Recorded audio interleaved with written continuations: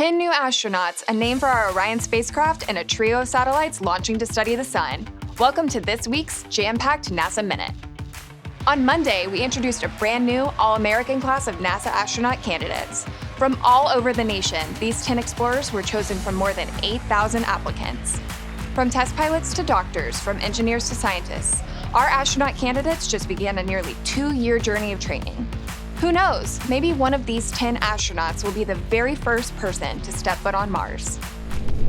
On Wednesday morning, we launched 3 missions from Kennedy to study space weather. IMAP, Carruthers, and NOAA's SWIFO L1 are all headed about 1 million miles from Earth, looking towards the sun.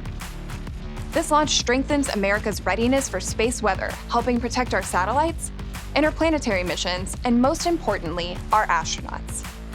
Also down on the Space Coast, we are making steady progress on the hardware for Artemis II, a 10-day crewed mission around the moon launching early next year. Teams recently added the launch abort system for the Orion spacecraft and moved the Orion stage adapter, which will connect the spacecraft to the rocket in the vehicle assembly building. Down in Houston at the Johnson Space Center, media got a closer look at the Artemis II mission and heard from the crew as they trained for their mission. On Wednesday, Commander Reid Wiseman announced the Artemis II Orion spacecraft's name, Integrity.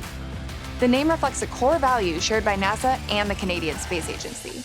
It speaks to trust, respect, candor, and humility, values carried by the crew, the mission teams, and the global effort coming together to return us to the moon.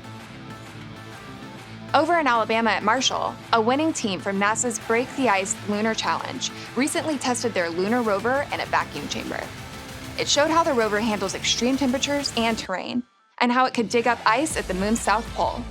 Research like this will be incredibly helpful as we return to the lunar surface in the coming years. On Thursday, we released the first images from NISAR, our joint radar satellite with India. They're an early preview of the amazing science ahead as the mission nears full operations this fall. NISAR's data will help leaders worldwide respond to natural disasters and mitigate other challenges. And finally, NASA's 5th Dream With Us Design Challenge opened today, giving middle and high schoolers the opportunity to submit their ideas for aviation innovations that can benefit U.S. agriculture.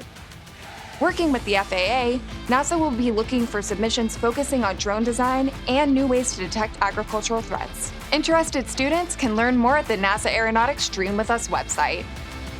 And that's a wrap. See you next week.